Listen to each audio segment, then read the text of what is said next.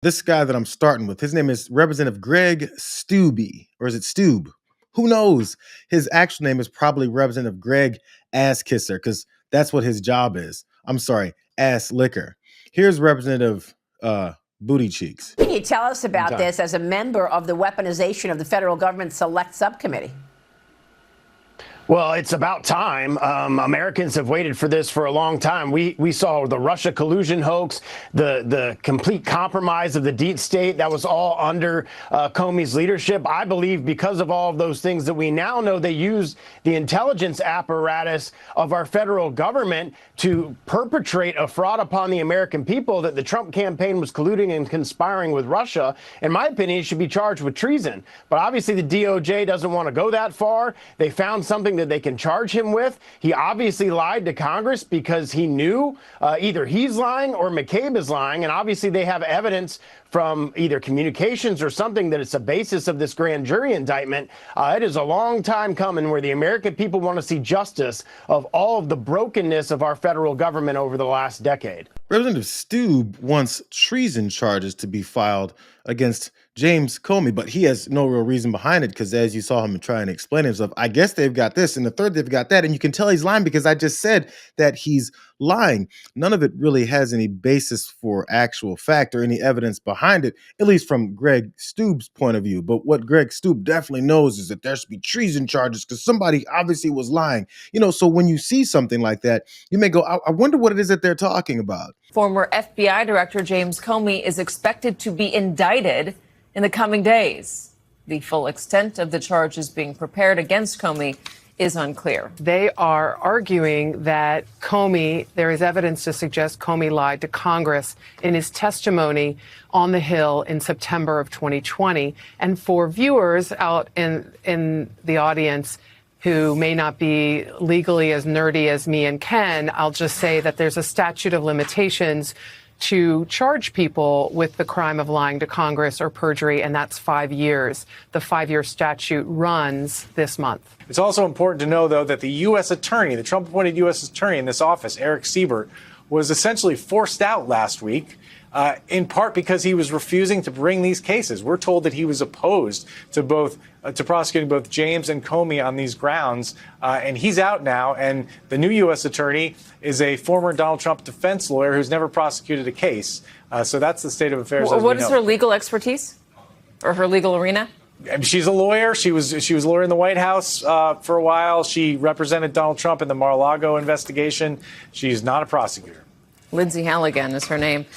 Those are the litany of charges. That's the basis for what Greg Steube says should be some treason charges, which, of course, the first woman there, Carol Leonnig, pointed out.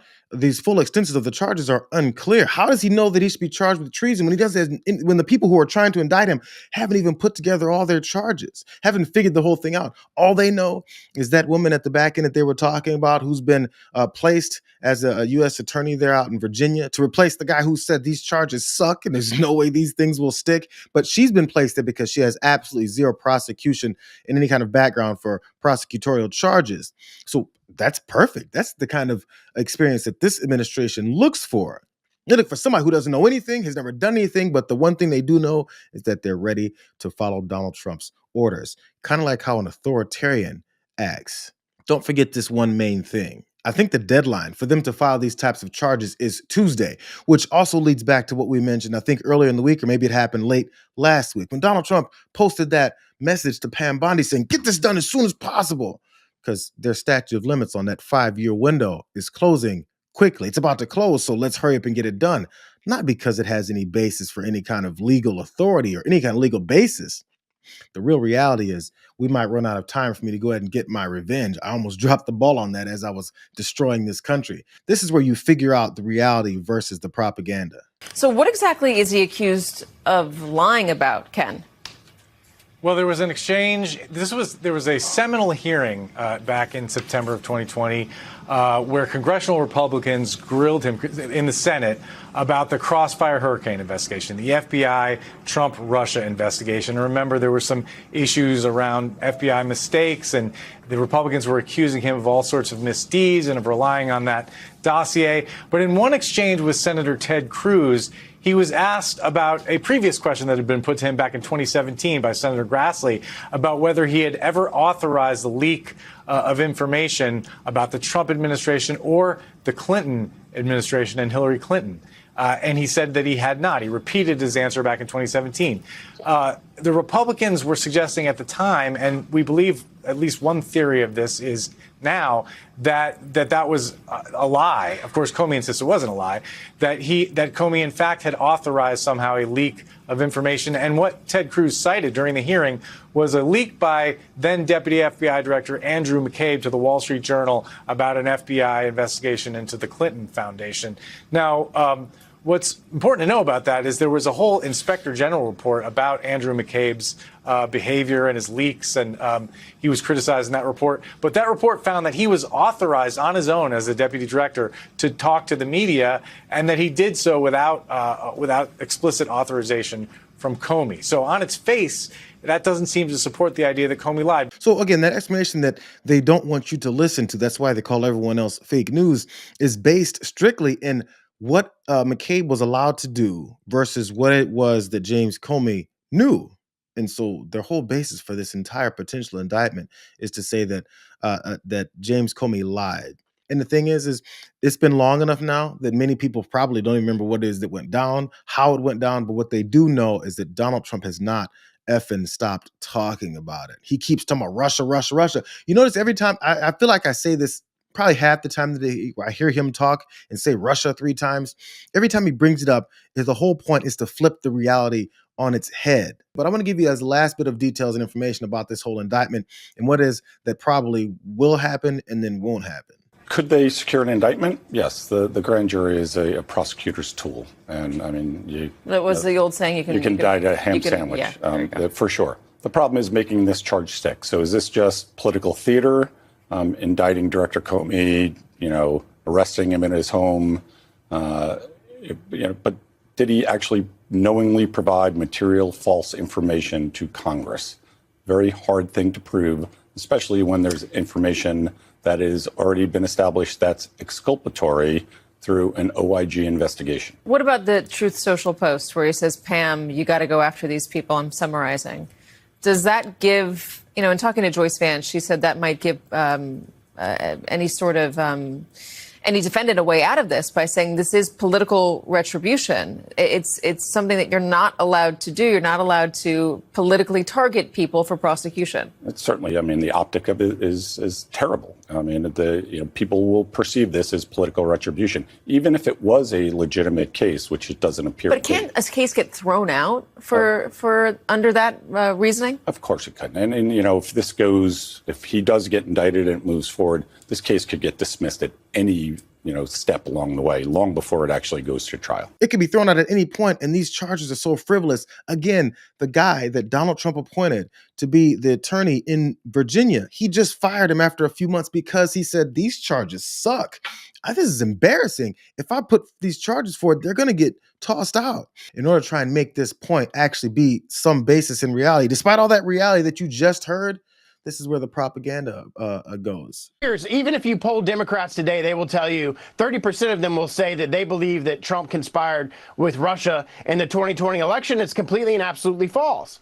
It's just extraordinary, Congressman, truly extraordinary. This is the biggest scandal that anyone has ever seen, followed by the Joe Biden mental capacity scandal and the auto pen use. This is the biggest scandal ever. This non-indictment charge is the biggest scandal ever. The scandal has nothing to do with Donald Trump firing the guy who said, this sucks, I'm not going to file these charges. But this is the biggest scandal ever, past Joe Biden being old and can't speak anymore, and also past the auto pen. How about this? Let's revisit what it is that they're talking about. This is what nobody has the time to do. They expect people to forget where this whole thing started. So let me show you where this whole thing started and why they're trying to flip this on its head. This is back in 2016. Russia, if you're listening, I hope you're able to find the 30,000 emails that are missing. I think you will probably be rewarded mightily by our press. Let's see if that happens. Do you guys remember that? July 27th of 2016, Donald Trump is running for president against Hillary Clinton. He asked Russia That was played so many times at the time. He asked Russia to find all these emails from Hillary Clinton begging a foreign government to interfere with the election months before the actual voting took place, to find some kind of incriminating or bad evidence to expose or potentially incriminate or hurt Hillary Clinton. So, of course, once he realized that, oh man, I can't be a dictator just yet, he tried to act like it was all a joke.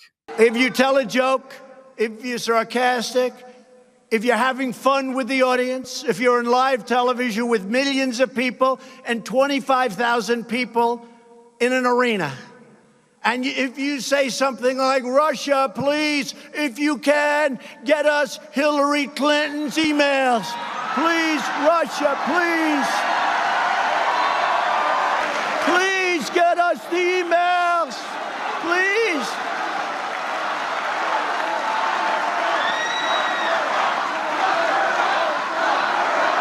So everybody's having a good time. I'm laughing. We're all having fun. And then that fake CNN and others say, he asked Russia to go get the emails. Horrible. I mean, I saw it like 2 weeks ago. I'm watching, and they're talking about one of the points. He asked Russia for the emails. These people are sick, and I'm telling you, they know the game. They know the game. And they play it dirty, dirtier than anybody's ever played the game. That's been the way he's always approached these things. He says something, it's pretty obvious he said it, asking for that assistance. Then when he, as we're going to find out in a second, did or didn't get it, is then when he talks about, I was just joking. I'm not sure why you guys won't let me joke. Let me show you the results of those jokes. More things that they want you to forget. This is from a few years ago. Over the past 2+ years, we've learned, this is from a CNN article, we've learned there were multiple serious efforts by Trump's inner circle to seek political help from the Kremlin or Russian affiliates during the election. Wow. The question remains whether Trump knew about it or directed any of those efforts. It's almost like Russia interfered with the election after Donald Trump asked them to. Here's a little bit more. For starters, look at the June 2016 Trump Tower meeting. 6 days before the meeting, Rob Goldstone, a well-connected associate of Trump's, emailed Donald Trump Jr. to say that the Kremlin was actively trying to help his father and was eager to provide the campaign official documents and information that would incriminate Hillary. Trump Jr.'s now infamous response was, if that's what you say, I love it, especially later in the summer. He quickly set up that meeting and then looped in his brother-in-law, Jared Kushner, and Trump campaign chairman, Paul Manafort, the guy who went to jail. They all insist nothing came from that rendezvous. So they had a meeting where Donald Trump Jr. said, I can't wait for the information that you've compiled after my father said to compile some information. I can't wait to get my hands on it. But, we all met together and then we talked about all these things that you caught us talking about, but nothing came of it. Here's the last of this. Following Trump's comments, Russian hackers worked, quote, after hours, tried for the first time to hack email accounts used by Clinton's personal office and the campaign addresses of dozens of Clinton staffers, according to the indictment of 12 hackers from Russia's military intelligence agency. Later in this July 2016 news conference, NBC News' Katie Tur asked Trump whether it was a problem to ask a foreign country to interfere in the election and hack an opponent's emails. And he said this is what Donald Trump himself said, the jokester. I'd like to have them released. No, it gives me no pause. If Russia or China or any other country has those emails, to be honest with you, I'd love to see them. Was he still joking then when he said, I'd love to see those emails from Russia or China? Those foreign governments and agencies that had people working after hours to hack email accounts from your political opponent during a presidential election in the United States of America. Was he joking then too? Because again, they keep thinking no one's going to remember all the shit that they kept saying. But since then, he says, Russia, Russia, Russia. And those 3 words are supposed to delete your mind of everything else that happened. For some reason, we're supposed to not remember all the shit that they did, that I just went over. Because propaganda, for some reason, works on this country.